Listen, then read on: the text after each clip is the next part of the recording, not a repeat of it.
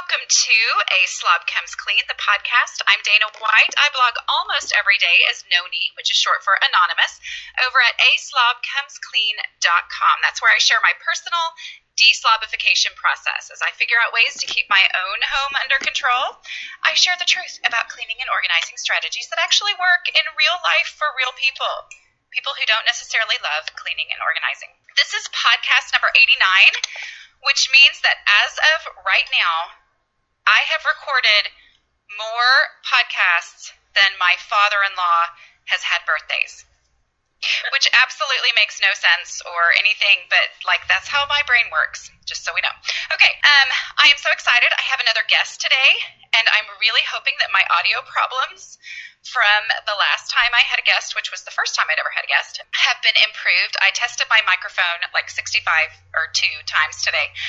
So hopefully it's actually not going to sound like the last one did. Even though that was great content, I do apologize for that. But before we get started, I want to let you know that I have a new link to share with you. I get emails from a lot of you, and I can't even express to you how much I appreciate it when you say, hey, show me your Amazon link so I can use it. And I appreciate that so much. But I have been listening to podcasts that suddenly are sharing a link that I'm like, oh my goodness, I want to do that too. So I had my tech guy do it. So you can go to aslobcomesclean.com/Amazon, and it will take you straight to Amazon through my affiliate link, which means that's all you have to do, and you will go straight to Amazon, and anything you buy while you're there, I'll get a little teeny tiny bit. It does not affect the price for you, but it's very, very helpful for me. Okay, I will give you more announcements at the end of the show, including the date for our patron-only hangout for March. Okay, so let's get going. Mary Carver is a friend of mine, and she looks super pretty right now. We're doing this on Blab, but y'all can't see her because it's a podcast. And we actually did not invite anyone to come join this Blab because that makes me nervous because I'm not quite the podcast interviewer yet, but I'm trying to get there. Okay, so Mary's here. Mary has a blog called givinguponperfect.com. Let's all just take a moment and think about that title and how awesome it is. givinguponperfect.com, which I think that being her blog title is the reason that she and I get along really well. Mary actually has edited several of my ebooks, and we specifically got an email from someone one time that said, thank you so much, and thank you to your editor, because your editor is awesome. And I said, I know that, because she's really great, and it is kind of a passion of mine to make sure I don't have grammar mistakes. But you know what? Now that I've said that, I'll probably have one of my real books. So Mary is here. She has co-authored a book that was released in January. Is that right, Mary? That is right, January 5th. Okay, January 5th. So it has been out. I have read it. I love this book. I love Mary, and we're going to talk about this book. But before I do, let me just give you a little background on her, okay? So a couple summers ago, I think it was the first summer that I had decided I was going to take off from blogging just to totally focus on my family while they're out of school and everything. And anyway, so I had some blogging friends just put together a little, hey, give me your housekeeping links and I'll put those in a post or whatever. Well, whenever Mary's comes up, like I'll put it back out on Facebook or whatever, but people love it. Like if you're one of my people that's read the blog from beginning to end, you know Mary, I've mentioned her many times. But anyway, the last time that I put out on Facebook, somebody said, you should have her as a podcast guest. So it is official that you are the #1 requested podcast guest for the podcast. That is because quite the honor. It is. You are the by 100%, you have completely outnumbered everyone else. I don't know math, so I don't know if that actually is true. But anyway, that you are the #1 request because you're the only one. But that I just thought it was really cool because I hadn't had any guests at that point. I was like, you know what? Mary is somebody I would totally like to have on my podcast. So, okay, we're going to get into some things about you and talk about the book. But here's my little thing that I want to do when I have podcast guests. And I gave you a warning about this, about your what's making your life easier. Do you have something that you can share with us? Oh, see, I even went back and looked at our emails because I thought to myself, I think Dana. Okay, I'll share mine. For me, yes. I'll share mine, and maybe that will whatever, jog your memory. Okay, so mine is squeezable sour cream. Daisy now has a squeezable sour cream package. And I pretty much love anything squeezable because it's one spoon I don't have dirty. And that just it makes me like ridiculously happy in a way that shouldn't be quite that impactful in my life, but like I love it. So I love squeezable garlic. Have you ever gotten squeezable pre-chopped garlic? No. Oh, it's so great. As opposed to, I don't buy pre-chopped garlic. Yeah, I do. But, yeah, they have it in the little glass jars. Well, they also have a squeezable one. And so I just go into the pan. Of course, I don't measure garlic ever. So there you go. No. Wow. I've learned so much in like 30 seconds. I know. That is what you get here on this podcast. Quality. Okay, have you thought of something? Yes. Right? Yes. Actually, I did think of two things. So, I'll be fast. So, the first thing is a product, and it's Tide Pods, the laundry detergent pods. Yes. I'm in love with the dishwasher. I'm in love with all kinds of pods. Yes. Go ahead. Yes. So, I would never, because I am not I buy like store brand as much as I can. And so I would never have bought these. But I won this huge, you'll laugh at this. I won this huge package of cleaning supplies from a friend's blog. Awesome. Like, here's a lot of stuff I may never, ever use. But little did I know how much I was going to love the pods. And I mean, obviously I'm going to use laundry detergent, dishwasher detergent. And so, yeah, I'm going to totally be buying them now because it's not like it saves that much time, but I don't know, there's something about it. I think it's the non-lifting. You don't have to lift any. Yes. Because I'm the buyer of the humongous thing of laundry detergent, and the one, like, it leaks or something, like, it doesn't, like, I can't just put it on the end of my dryer and then put the cup under it or whatever. And so I have to lift a step and I have to use it. And I recently got some pods as well, and I'm telling you, every single time I use one, I smile. It makes me happy. So I know. I get it. Changer. Totally get it. Love it. Okay. Did you have another one? Oh, did you say you had two? Okay. Yeah. The other thing that is making my life easier is that I don't fold my kids' clothes from the laundry. Are they doing it, or are you shoving it in the drawer? So my older daughter, she's 8. I have assigned this to her, and it's torture. It's child abuse. It's the worst thing. Oh yeah. When I give her a giant basket of clean clothes and say, put them away. I mean, I'm the worst mom ever. Oh, but of course. Yeah. It's making my life so much easier. And it's going to be so worth it one day. One day. So, she will be so thankful. She will. We tell ourselves that, right? Yeah, she will. That's how we get through. Exactly. Okay, so before we get going, we have to talk about a quote that I read recently that I think you're going to love, okay, because Mary wrote this book. It is called, I just took the cover off, so anyway, it's called Choose Joy. I knew that, but I wanted to be sure, because that is exactly what I would do, is say the wrong book. Anyway, Mary wrote this book, and her process was, maybe like 6 months ahead of my process for my book writing or something. So a lot of the stuff that you were going through, I'd look at you and go, oh my goodness, like that's what I have, so we have a lot of things in common at this point. But here's my quote, okay? And I saw this on Facebook, and I actually went to find the quote, and I had to find it like in its original source, not because I'm like that, but that's where I found it. Anyway, it's J.K. Rowling. Are you a Harry Potter fan? Okay, good.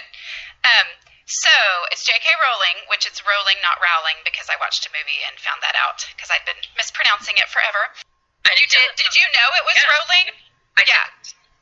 No, my son and I watched a thing of her life or whatever, and we were both like, oh, it's rolling, not rowling. Oh, okay, wow. I think. Now I'm questioning myself. But anyway, so here's her quote. And this was, it was fun to go back and find the source because it actually came from like an interview that she did where they went back to the home where she was living when she wrote the first book. And so she was like remembering this. Okay, here's the quote.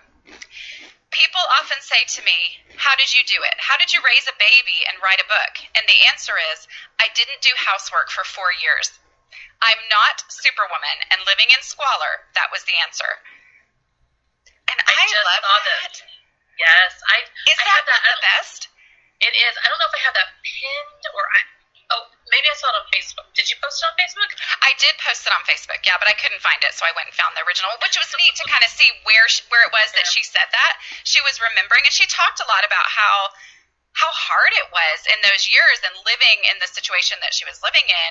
But I love it because it's such an example of that creative brain, and you really can't do it all. And sometimes people think, wow, you do such big things. It's like, well, it's because I'm letting little things or what ultimately is a big thing go, and it's just that realization I can't do everything.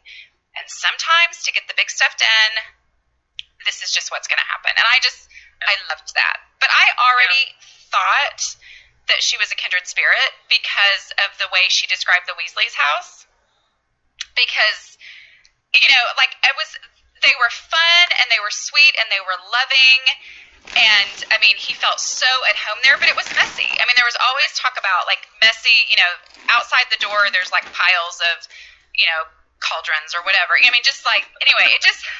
I told my husband even, I was like, I think she's a kindred spirit. I really do. Anyway. That is perfect. Yeah. I love that.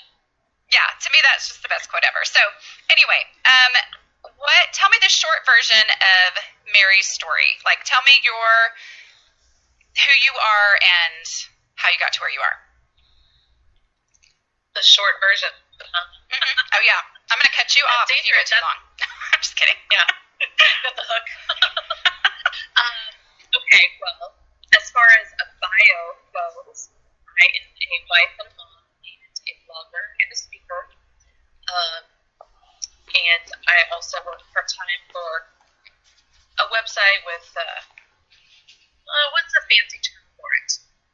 I would say I'm a curation manager. Okay. I mean, that's not my title. It's like editorial assistant, bottom of the ladder. But that's okay. Anyway, so how did I get here? Yeah, just tell me, like, your growing up story. Okay. Okay, sure. Okay, well, I grew up in a small town outside of Kansas City, and Kansas City is where I live now. And of interest to more people might be that my house growing up was always clean, always neat, always tidy, everything in place. And it was in its place, or we were in trouble. I was not allowed to have a messy kid room. That wasn't an option. I always wanted to lock and unlock chores because my parents worked multiple jobs, and on top of that, they both went back to school while my brother and I were in school. And so it was all hands on deck. And sometimes it felt like my hands were always on deck. Doing chores, keeping the house clean, all the things that people are supposed to do. And so, and like my family, if we went somewhere that was not like that, it was like we would make fun of it. Like, oh, you just can't believe our house is so messy. Right.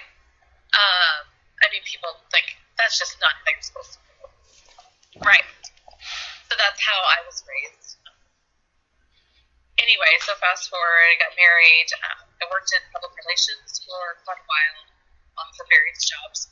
And then after having my daughter, long story short, ended up staying home with her when she turned 3. And as I had suspected all along, I was not a good stay-at-home mom. Because I still did not like to clean, or to clean up after cooking, or to fold and put away laundry, or all the things. But I no longer had an excuse, quote unquote. You know what I mean? Right. No, I know what you mean. Because I was in the house, like I was there. So I should have done better. I don't. I have a lot of conflicting life views, I guess, because I do have the giving up on perfect thing. But that's because I'm a perfectionist. Absolutely. Yeah. And so I know how to keep up, but I don't like it. And as a kid, I was forced to help do that. And so as an adult, I'm like, oh, I'm going to rebel. And some people do that by partying. I do that by being messy. Yeah. And eating junk food and spending my money on things I shouldn't. It's very healthy. I mean, I realize it can be, but it is what it is. It is what it is. So I have been kind of a journey, I guess, to find the balance of the things that need to be done because I'm a grown up. And letting go of perfect, but not being a slob. But also then there's throwing my husband into the mix of managing his expectations and mine. And then we have these kids that I should be setting a good example for and teaching them. And it's just one big, I get it, mess. Yeah. It's a mess. Yeah. But you're good, so though. A lot of times my house is But you're also a writer, which is a creative type personality, which is often very related to all of this because we're like, hey, why deal with the piddly day to day? I have better things to do than that, for sure. Right. So yeah. Right. Okay, tell me what a day in your life looks like. And I know not all days are the same, but just give me a day in your life. Okay. A day in the life is I get up later than I want to because I'm a night owl and I stayed up too late. So I roll out of bed, fall on the floor, okay, so I'm out of bed. I get my girls ready to go. I throw granola bars at their faces and maybe a Go-Gurt because none of us are really morning people. So we kind of wake up in front of cartoons and granola bars and we get ready. I drop them off. I take my older daughter to school. She's in second grade. And I take my younger daughter some days to the babysitter. And then I come home and I sit in front of the computer and I do my part-time job, blogging or book writing stuff, social media stuff, or looking up appropriate, do you say GIF or GIF? Oh my goodness, I don't. GIF. I purposely don't say it. Right. That's right. Yeah. I look up appropriate moving pictures. It's those GIF. It's like a picture, but it's several pictures together, kind of repeating over and over. Right. Okay. Yeah. Right. I need to look those up so that I can be funny in conversations on Facebook or other, and then I need to read about my favorite TV shows. And then I get back to work. So I do that, during the day. And then I go pick up the girls, which takes an hour. As far as driving to get one and then sitting in the carpool line. And then we come home and chaos ensues because the girls are hungry for a snack and they're bringing all their stuff inside the house and getting the mail and hasn't worked tonight. So then he's getting up for the day, but he's also getting ready to go to work. Then I'm supposed to make him dinner. And so eventually somehow we eat dinner. And then he runs out the door, and then I put the girls to bed, the dishes.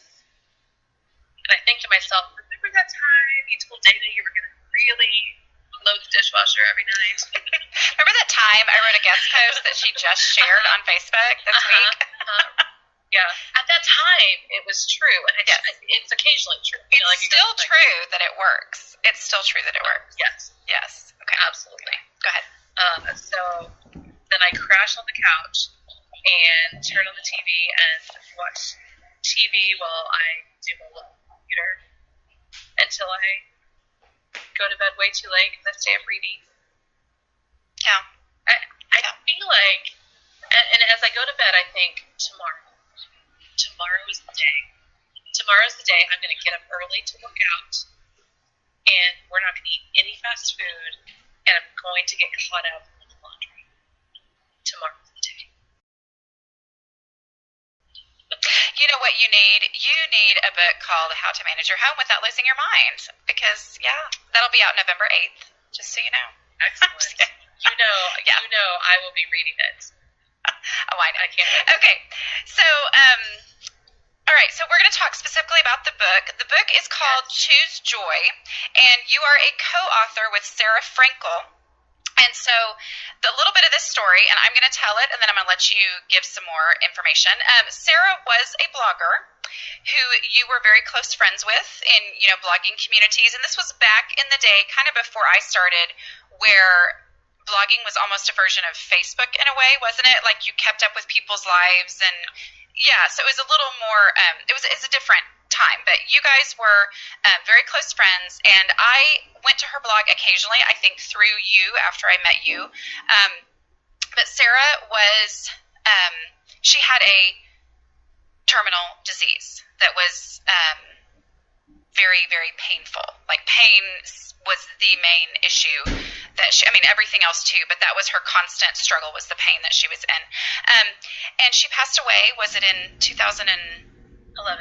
11. Okay, she passed away, and but in her blog, she had written about her decision to choose joy in the midst of her chronic pain that she dealt with.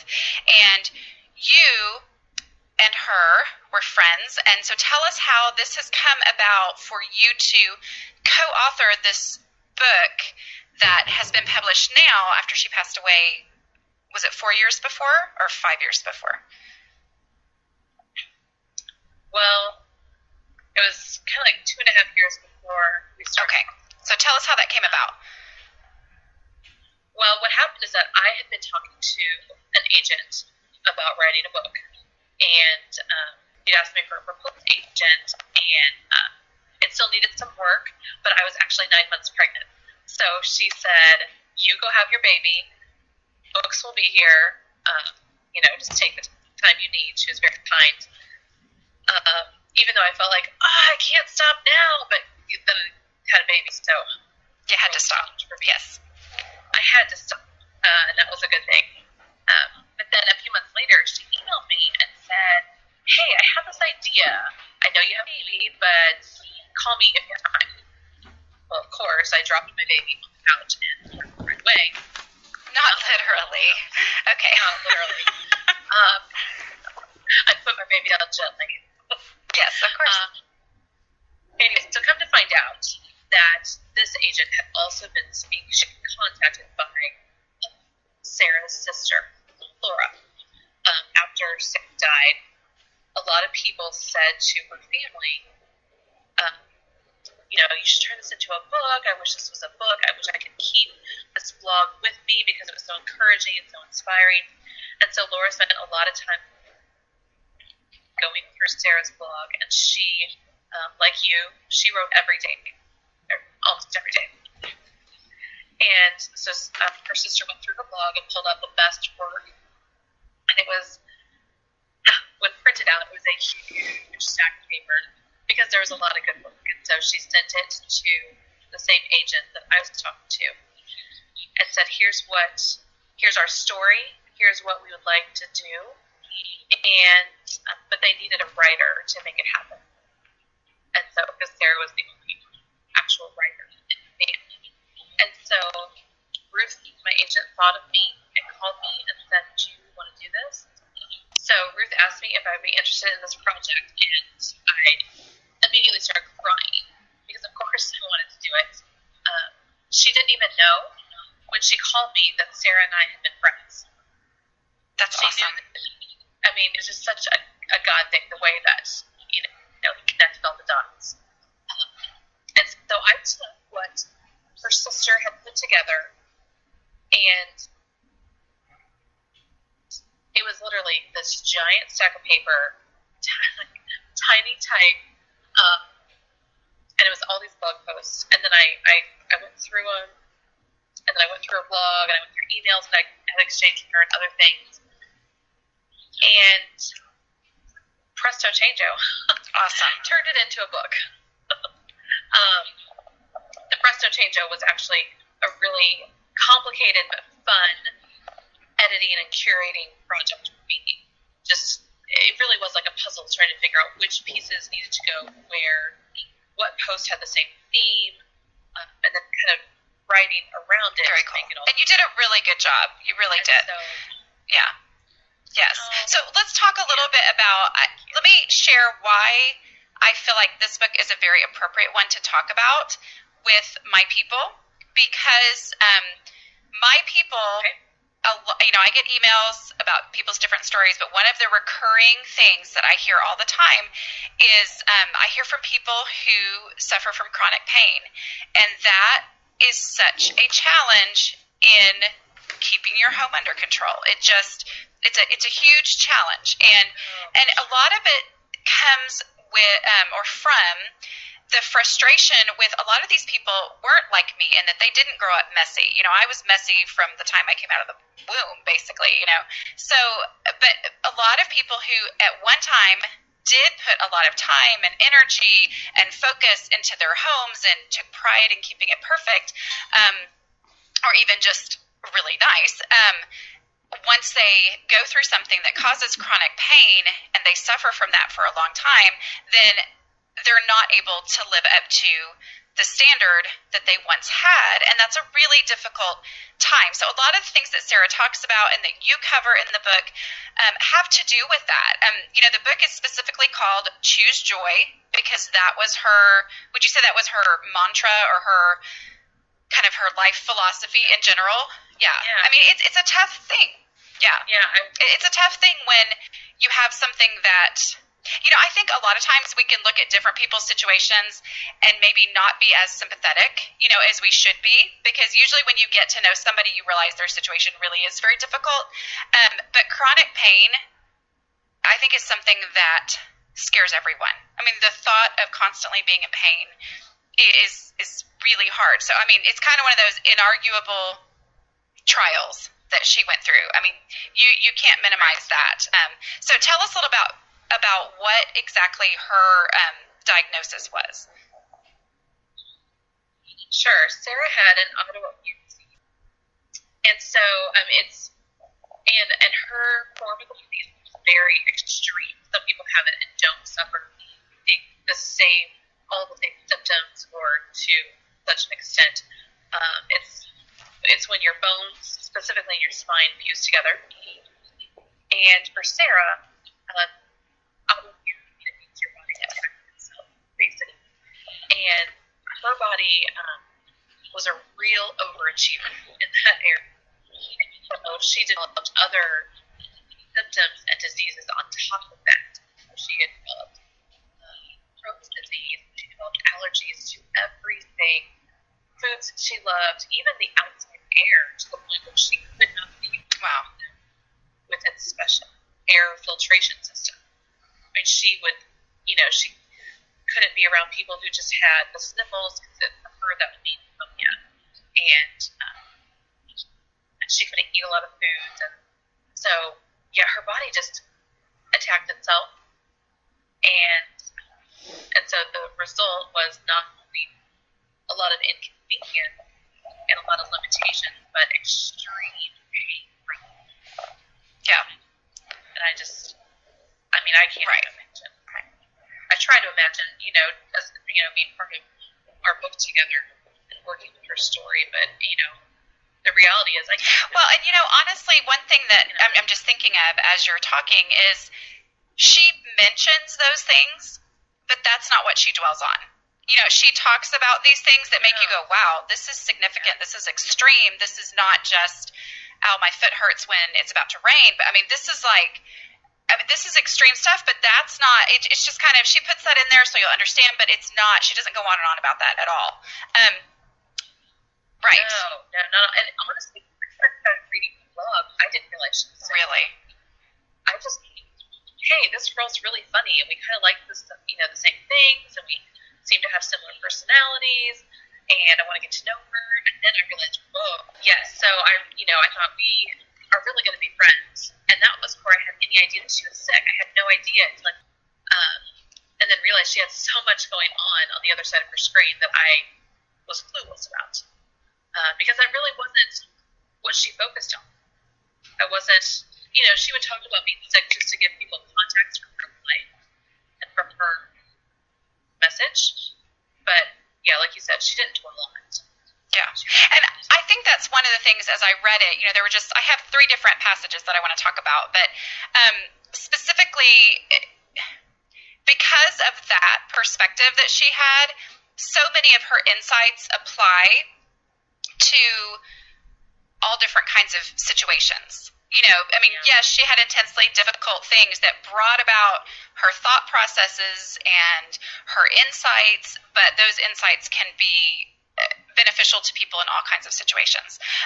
Okay, so Absolutely. Let me go through a couple of the things that struck me.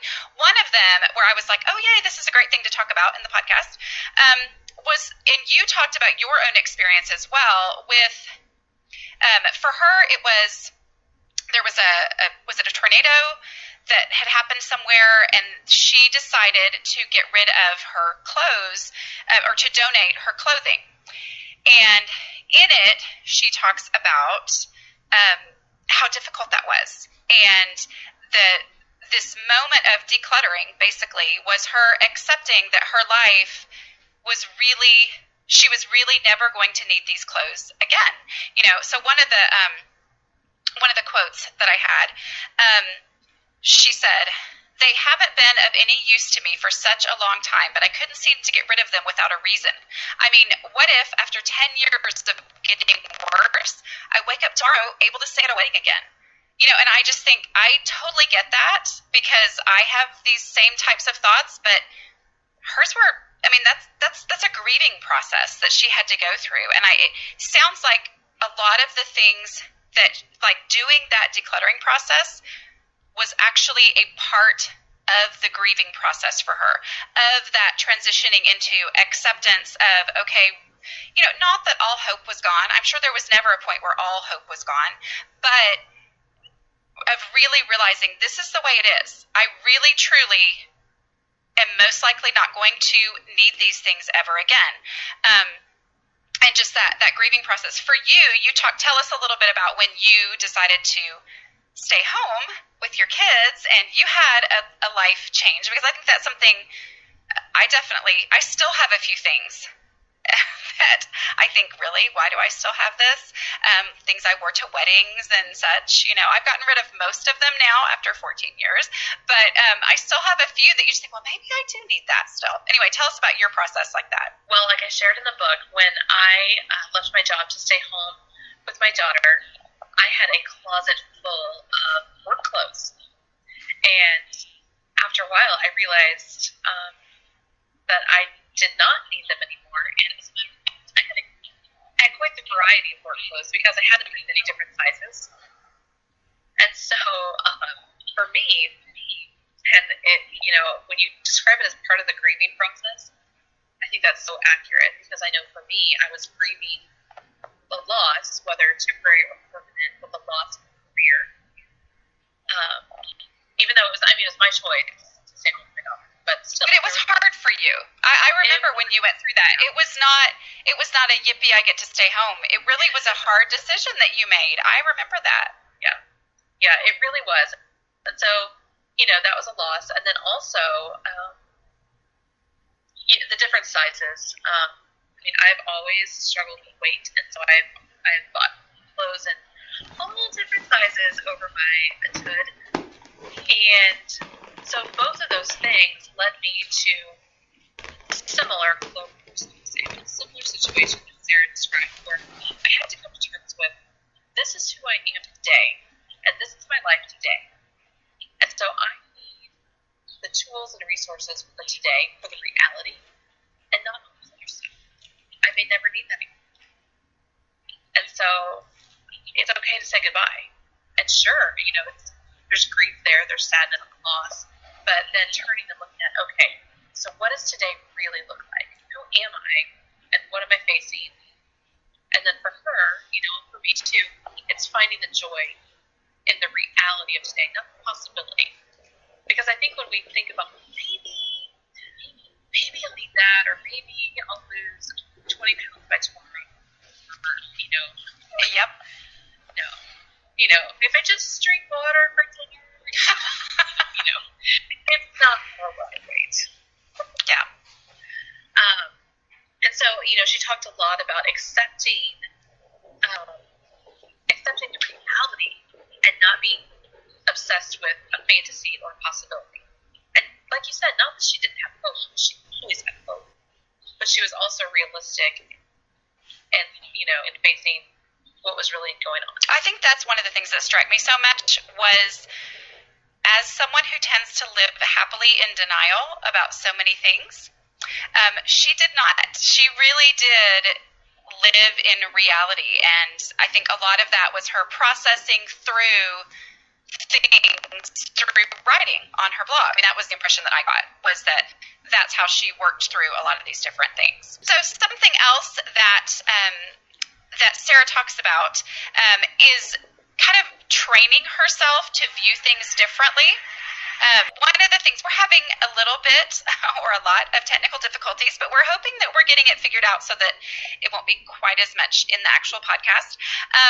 But one of the things that she talked about was kind of training her brain to change her thinking processes, her patterns, which I know I used to talk about on the blog a lot about. I'm going to retrain my brain, which ultimately I think now I kind of don't really talk about that as much, because now I look at it as, I know what the routines are.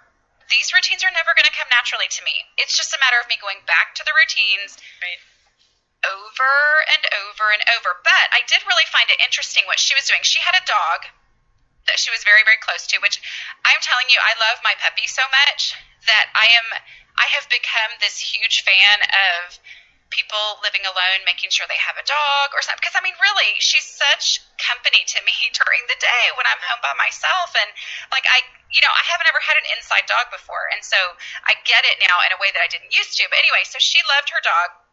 And some training that she had done with him, and, ways that she kind of, thought that through and helped herself. Anyway, so in this, she was talking, though, and I thought this was all going to make sense, and now I'm looking at the quote, and I'm not sure it actually goes with the dog thing I was just saying, but anyway.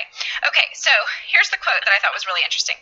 It was someone called Charles Caleb Colton said, "It is good to act as if. It is even better to grow to the point where it is no longer an act." Okay, she goes on. This is how she feels the process has been for her. Acting as if she agreed with how God wanted me to act, even when she didn't really agree with it. So, like, going ahead and just doing what you're supposed to do. And then a quote she has later on that, again, I'm not sure where the dog thing came in. She talks about kind of, a way that you redirect a dog, like through the dog whisperer or something, I guess was somebody she studied. And I have heard of that guy before. But was kind of this little shh sound that she would make to kind of redirect when the dog was focused on the wrong thing. And so she started kind of doing that with herself, just, she's focusing on the wrong thing, so she just kind of made this little whatever to stop herself and just redirect how she was thinking, and it got easier for her to think differently over time of just doing that, making herself redirect her thinking. It made it easier to think differently. Anyway, so what she said was, I guess if there is one major lesson buried in that experience, it's this. It takes just as much effort, if not more, to resist the inevitable as it does to go through the inevitable.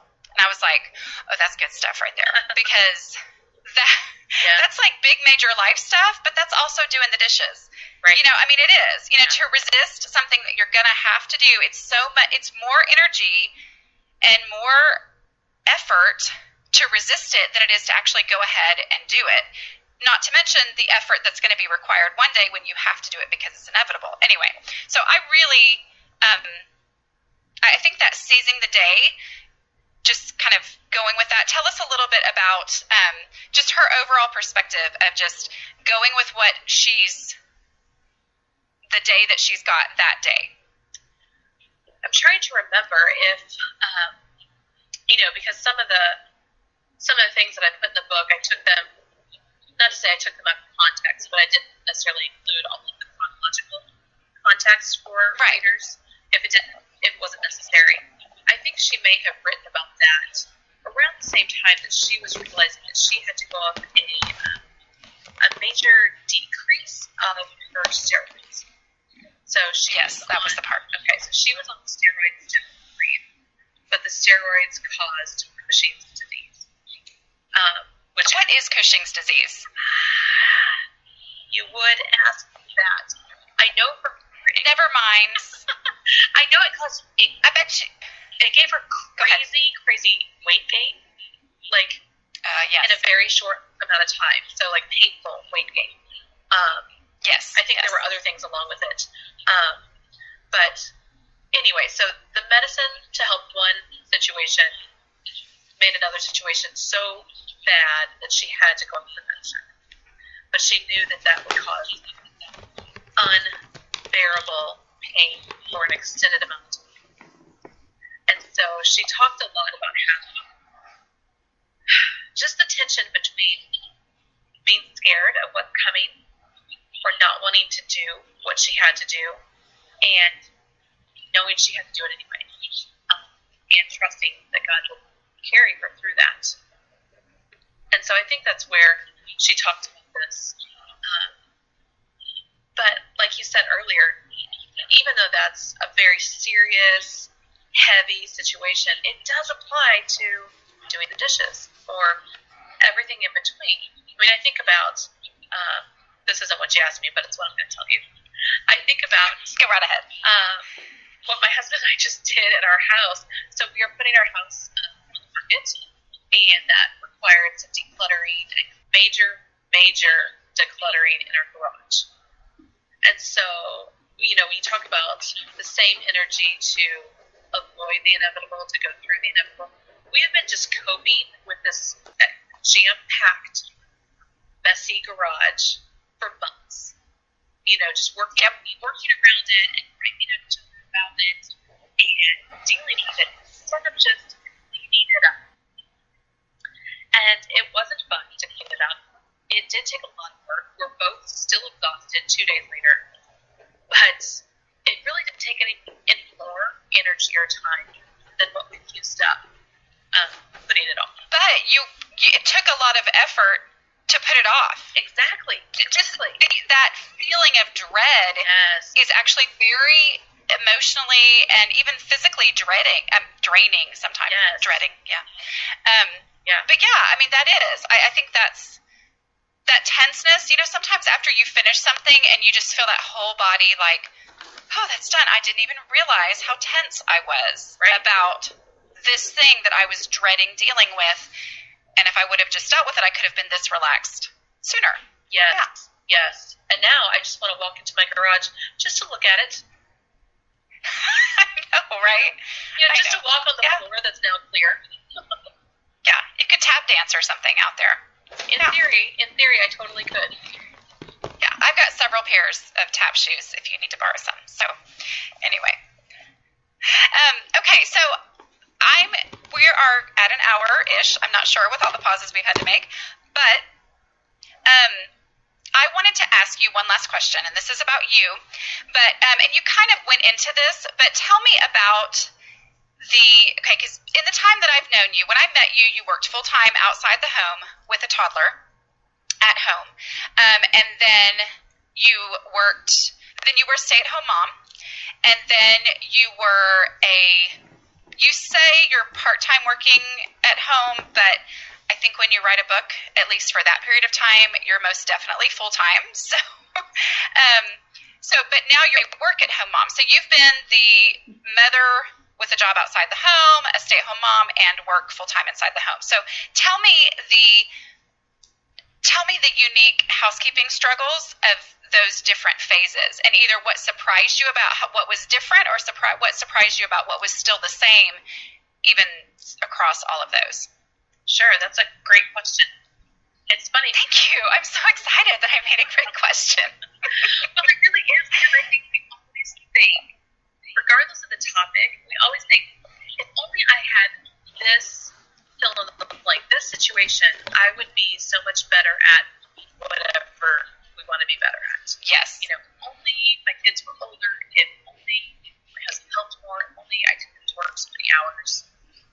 But the truth is, you know, I'm the same person I was no matter where I worked. And I don't like to clean. That's the person I am. And so I remember having a conversation with friends before I quit my job. And I said, no, you guys, if I didn't have to be out of this house 9-10 hours a day, it would be so much cleaner because I would be here. I would have the opportunity to do this thing that I really want to do. I really want to clean my house. And I believed that. I did. I said the same thing. And then we were liars. Well, I didn't have a child at the time, but yeah, I just assumed once I stayed home, of course my house would be perfect. Right. Yeah. And, what most people who stay at home know is that the challenge that you're in your home, which means you're living in your home, and toddlers are the worst about pulling everything out of its drawer or closet into a basket and then leaving it there.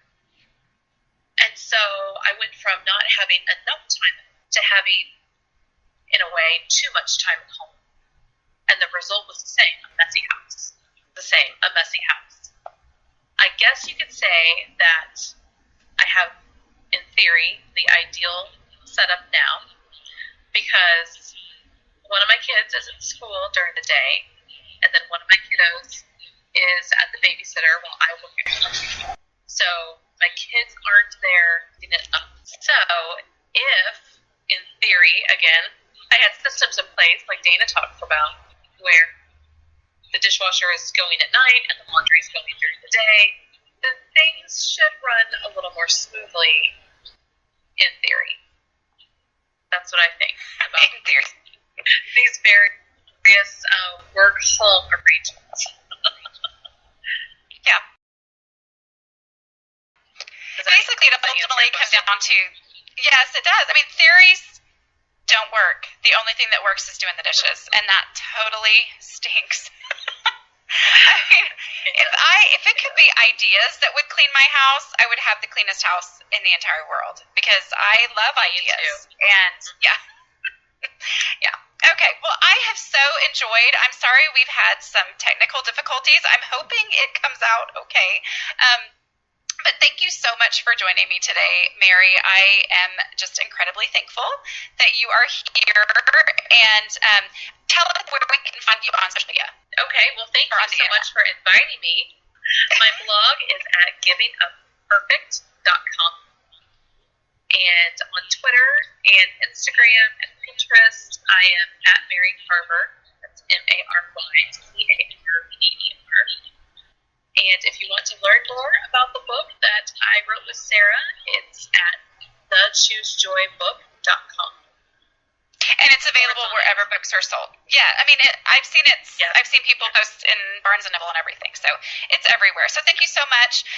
For those of you who are still here, thank you. I just wanted to remind you about that Amazon link, aslobcomesclean.com/Amazon, which will take you straight to Amazon through my affiliate link, so you don't have to worry about finding that. And I appreciate those who do worry about it. But I also want to let you know that those of you who are patrons, our patron-only hangout will be next Monday. I'm looking on my calendar right now.